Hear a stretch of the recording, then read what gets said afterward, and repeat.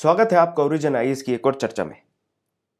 यहाँ पर बहुत ही महत्वपूर्ण बात है जो आज के हिंदू के अखबार में आई थी और बहुत दिनों से मैं सोच भी रहा था कि आपसे चर्चा करूं इसके बारे में। इसीलिए आज मैं इस टॉपिक के बारे में आपसे डिस्कशन करने वाला हूं। जरा आप ध्यान से देखेंगे, ये खबर जो है वो आज आपने सुबह पढ़ी होगी। इस खबर में बात करी जा रही कि जो ऑनलाइन क्लासेस ली जा रही हैं उसमें किस तरीके की तब्दीलियों की जरूरत है, किस तरीके की कमियां हैं और क्या परेशानियां हैं। शुरू करते हैं इसको, क्योंकि मेंस आंसर राइटिंग के पॉइंट ऑफ व्यू से आप समझ सकते हैं बहुत इंपॉर्टेंट है।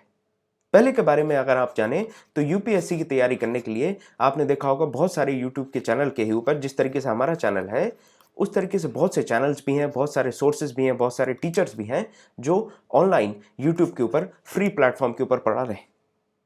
लेकिन अगर आपसे पूछा जाए कि आपने अपने ग्रेजुएशन के समय या फिर उसके पहले आपने अपने स्कूल के समय इस तरीके के वीडियो लेक्चर्स अटेंड करके ही अपनी पढ़ाई की, तो आपको पता है कि आपका जवाब क्या होने वाला है, साफ ना।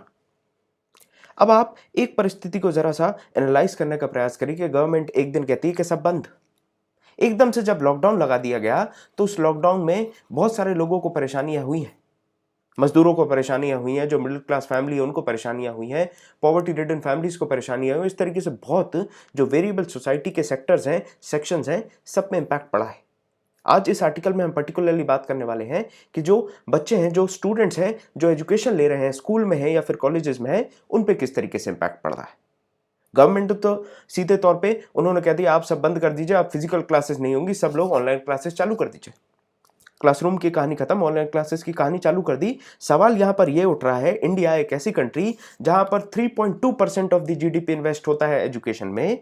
उस स्थिति में आप कैसे उम्मीद करते हैं कि ऑनलाइन एजुकेशन के लिए जो हार्डवेयर की रिक्वायरमेंट्स है, जो सॉफ्टवेयर की रिक्वायरमेंट्स है, जो इंटरनेट की रिक्वायरमेंट्स है, वो फुलफिल कर पाएंगे आप। बहुत सी जगहों पर स्कूलों में आप देखें तो पंखे नहीं चलते हैं, ट्यूबलाइट नहीं होती। जो छत है, छत पे से पानी रिस रहा है या फिर छत ही नहीं है। छत है तो हो सकता है टीचर ना हो। ऐसी परिस्थितियों में इतने जो बेसिक नीड्स हैं, जो फिजिकल क्लास के लिए चाहिए, वो अगर नहीं मिल पा रहे हैं तो आप एक ऑनलाइन क्लास के लिए तो सोचिए ना। सबसे पहले आपको एक लैपटॉप की जरूरत है या फिर एक मोबाइल फोन की जरूरत है, नंबर एक। दूसरी तरफ आप देखेंगे तो आपको जरूरत है बढ़िया इंटरनेट कनेक्शन की। आज आप एक बात बताइए, क्या इंटरनेट पेनिट्रेशन इतना अच्छा है पूरे भारत में? बहुत सी जगहों पर जाएं तो मोबाइल के टावर नहीं आते अच्छे से, आप वॉइस कन्वर्सेशन नहीं कर पाते हैं, जब बात नहीं कर पाते हैं उस स्थिति में कितना बड़ा सवाल बन जाता है कि इंटरनेट आप अच्छे से प्रोवाइड कर पाए। साथ में जो गरीब तबका है बच्चों का, उनको क्या ये इंटरनेट पैकेज खरीदने में जो पैसा लग रहा है उसकी व्यवस्था करी जा रही है? परिवार में एक मोबाइल होता है और उसी एक मोबाइल से किस तरीके से क्लासेस ली जाए? अगर 2 से 3 बच्चे हैं तो वो कैसे उस चीज को हैंडल करेंगे? बहुत से ऐसे सवाल हैं जिनके बारे में बात करनी जरूरी है। पर प्रेजेंटली बात करें हम डेटास की, जो आप मेंस के एग्जाम में कोट कर सकते हैं कि 3.2% ऑफ जीडीपी इन्वेस्ट करा जा रहा है एजुकेशन में।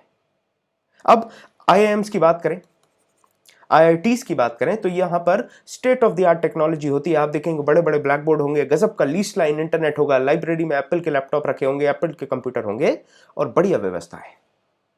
पर सवाल फिर से यही आ जाता है कि भाई साहब वहां तो है, लेकिन कितनी ऐसी स्टेट यूनिवर्सिटीज हैं जहां पर प्रॉपर इंटरनेट या फिर बैंडविड्थ भी प्रॉपर नहीं मिलती है स्टेट के यूनिवर्सिटी के कैंपस में। अब उस स्थिति में आप क्या करने वाले हैं? यहां पर जरूरी है कि गवर्नमेंट फेज्ड वाइज मैनर में इस चीज को इंप्लीमेंट करती। स्टेट गवर्नमेंट जो है उनको पहले इक्विप करने की जरूरत है, उनको स्टेट यूनिवर्सिटीज को वो इक्विपमेंट्स देने की जरूरत है। अगर हम एक लाइव क्लास लेंगे तो लाइव क्लास के लिए जो इक्विपमेंट्स की हमें जरूरत है, क्या वो हमारे पास है? आप क्या सोचते हैं, क्या एक मोबाइल पकड़ के हम उससे पढ़ाना चालू कर सकते हैं? क्या इतना आसान होता है? ये बहुत ही इंपॉर्टेंट बात है जो हमें सोचने की जरूरत है। दूसरी इंपॉर्टेंट बात यह भी है जो आपको लिख के रख लेनी है कि एक शब्द होता है जिसको आप कहते हैं notes.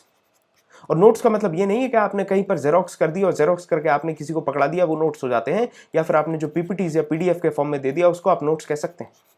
Well classified, well oriented, well studied notes होने चाहिए। चलिए वो भी अगर आप कहीं से व्यवस्था बना लेंगे। इसके बाद बात आती है लेबोरेटरी एक्सपेरिमेंट्स की। लैब्स कहां से लाएंगे आप? लैब्स का एक्सपेरिमेंट क्या आप ऑनलाइन करा देंगे? बच्चे को कैसे पता चलेगा कि लिटमस टेस्ट क्या होता है? मैग्नीशियम को बर्न करते हैं, मैग्नीशियम ऑक्साइड बनती है तो वो कौन से कलर की बनती है? अगर H2S की बात करें तो जो पंजेंट स्मेल आती है वो कैसी होती है? ये सब क्या आप ऑनलाइन क्लास में बता देंगे?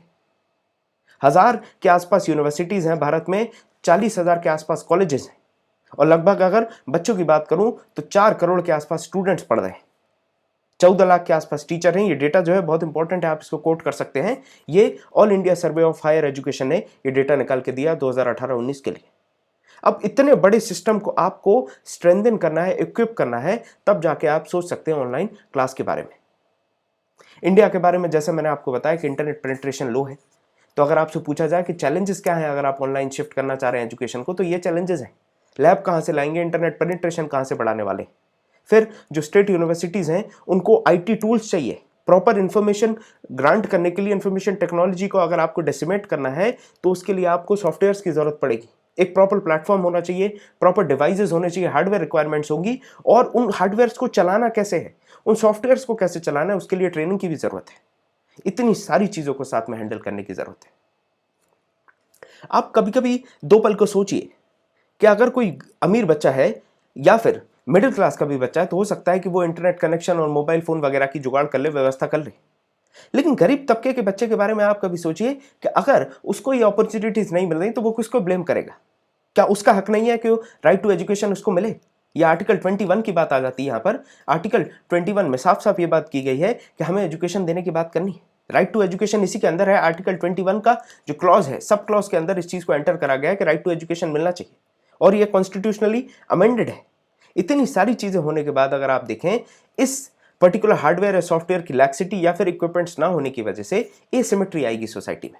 एक तरफ हैव्स और हैव नॉट्स वालों की बात आएगी, जिनके पास है वो उसका उपयोग करके आगे बढ़ जाएंगे और जिनके पास नहीं है वो पीछे छूट जाएंगे, जिससे स्टूडेंट्स में एंजाइटी पैदा होगी। स्टूडेंट्स के अंदर जब एंजाइटी पैदा होगी तो और बड़ी परेशानी पैदा हो जाएगी। इसके कुछ सॉल्यूशंस बताए जाते हैं। जैसे सबसे पहले तो आप देखें कि बहुत दिनों से इस चीज की बात चल रही है कि ओपन सोर्स कोर्सेज चलाए जाएं। अब ये जो ओपन सोर्स कोर्स हैं ये आपके डीटीएच पे भी हो सकते हैं। डीटीएच का यूज करें आप, टीवी पे दिखाए जाते हैं। जिस तरीके से आपने देखे होंगे बहुत से कोर्सेज जो हैं वो टीवी पे आते हैं।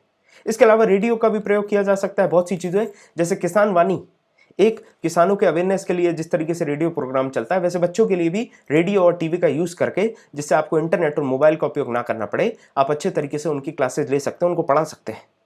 लेकिन उसके बावजूद भी जो फिजिकल क्लासेस होती हैं उसका रिप्लेसमेंट मुश्किल है ऑनलाइन क्लासेस कर पाए।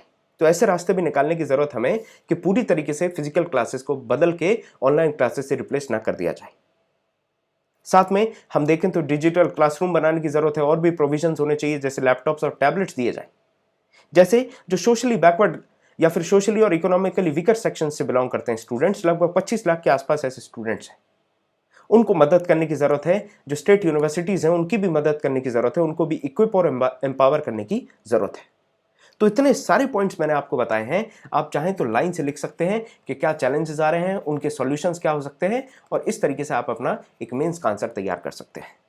तो ये थी बात कि किस तरीके से लॉकडाउन ने ये ऑनलाइन क्लास की ट्रेंड के साथ में एक बहुत बड़ा इशू खड़ा कर दिया स्टूडेंट के सामने। इसके अलावा एक और बात समझिए आप, ये जो एड्यूटेक कंपनीज होती हैं ये कहीं ना कहीं एक और परेशानी खड़ी कर रही हैं। वो परेशानी है प्राइवेसी की। जो प्राइवेसी इश्यूज हैं, ये प्राइवेसी इश्यूज भी थोड़े दिन में उठकर आने वाले हैं। एड्यूटेक कंपनीज जितनी भी हैं, जो भी एप्लीकेशंस वगैरह यूज हो रही हैं, वो बहुत ज़्यादा स्टूडेंट का जो प्राइवेट डेटा होता है उसको यूज़ करते हैं। तो ये प्राइवेसी इश्यूज भी आप इसको हाईलाइट कर सकते हैं कि one among the challenges the privacy issues, the privacy of the students is not been maintained by the various edutech companies और द एड्यूटेक सॉफ्टवेयर्स और एप्लीकेशंस। तो उस डायरेक्शन में भी गवर्नमेंट को काम करने की जरूरत है, ताकि उनके भी डेटा को प्रोटेक्ट करने के लिए प्रॉपर लॉज बनाए जाएं या फिर एक प्रॉपर क्राइटेरिया हो जिससे उनका डेटा प्रोटेक्ट करा जा सके। तो ये डिस्कशन था हमारा। मिलते हैं आपसे अगले डिस्कशन में, तब तक के लिए बहुत बहुत धन्यवाद। Thank you.